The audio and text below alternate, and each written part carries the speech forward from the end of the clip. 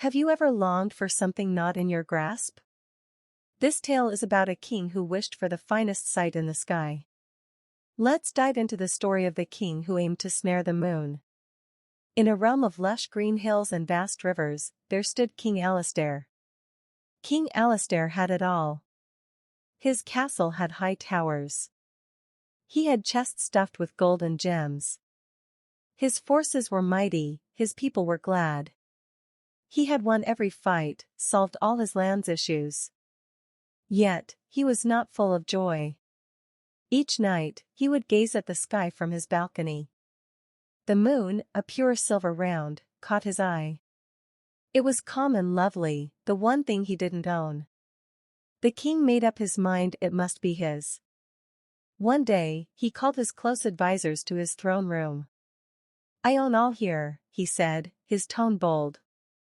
"I now desire the moon. Capture it for me." His advisors fell silent, exchanged wide-eyed looks. Snare the moon? Such a wild thought. But none could say no to him. The king was strong and disliked refusal. They nodded in agreement, vowing to find a way. The king called for his top builders and thinkers.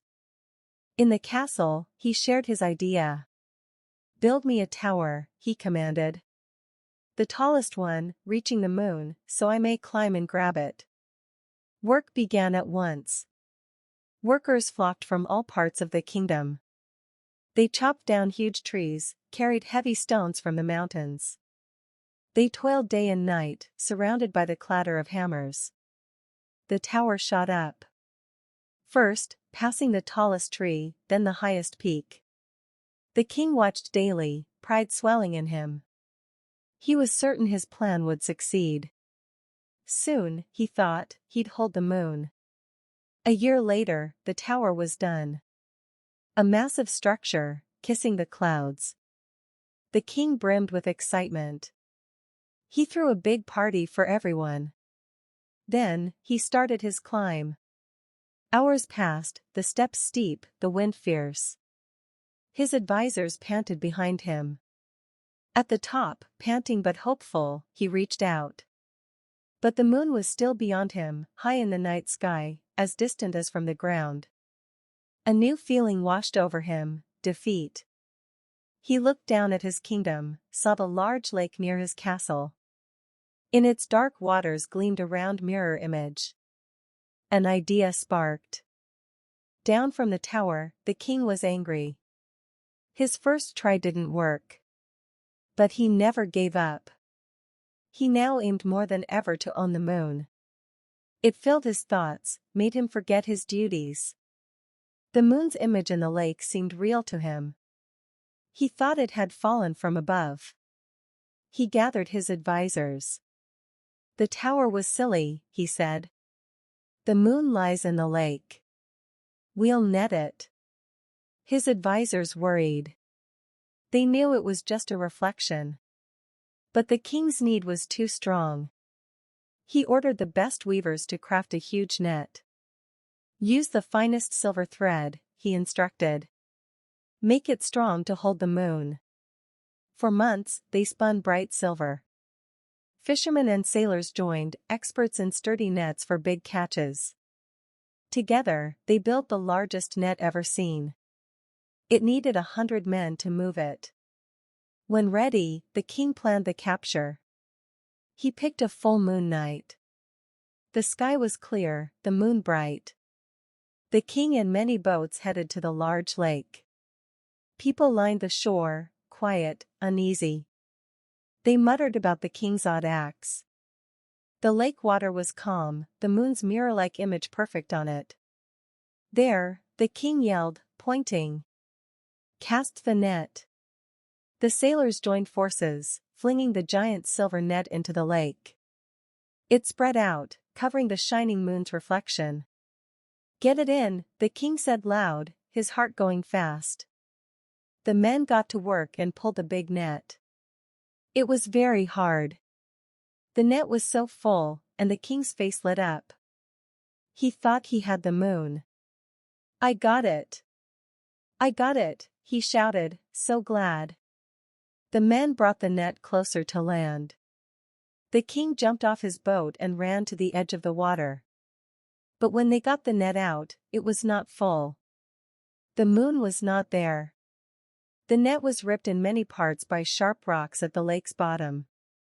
The king looked at the water. The moon's shine was gone.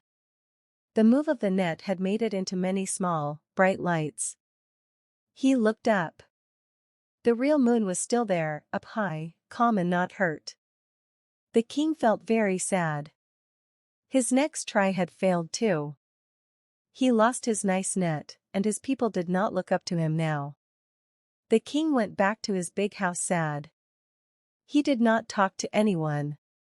He went to his room and locked the door. For days, he did not show up. He felt dumb. He had used so much time and money. He made his people work so hard for nothing. All his power and money could not get him what he wanted. News of the king's sad state went all over his land. People felt bad for him, but they also thought his wish was dumb. At the land's edge, in a small house, there was a wise old woman. She had seen many kings and times.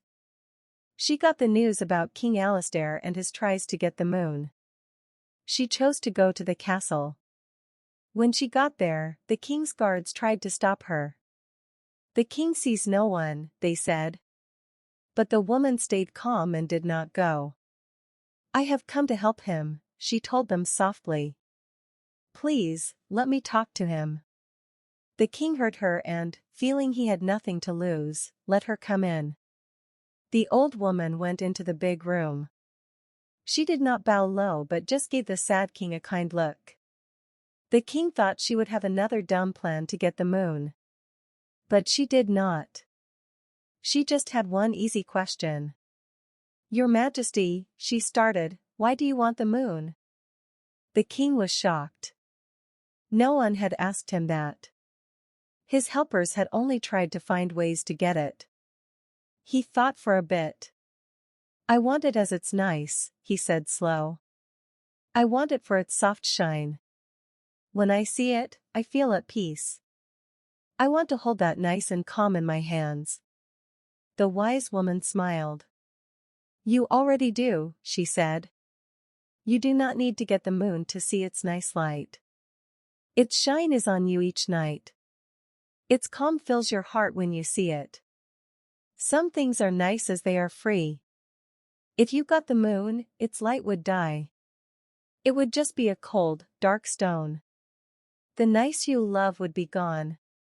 The king listened to her words. He got it. He saw he had been trying to own what was to be for all to share. His want to own the moon was killing the joy it gave him. A wash of peace came over him.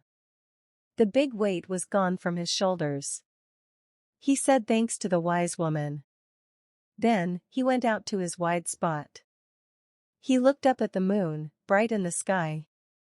For the first time, he did not want to own it. He just felt glad to see it. The next day, the king met his people. He said he was sorry for his silly acts. He said he would be a good and wise king once more. He did not make more big towers. But, he made a nice spot with a big looking glass. It was a place where all in the land could come to see the moon and the stars. The king saw that sharing the moon's nice look with his people made him more glad than owning it ever did.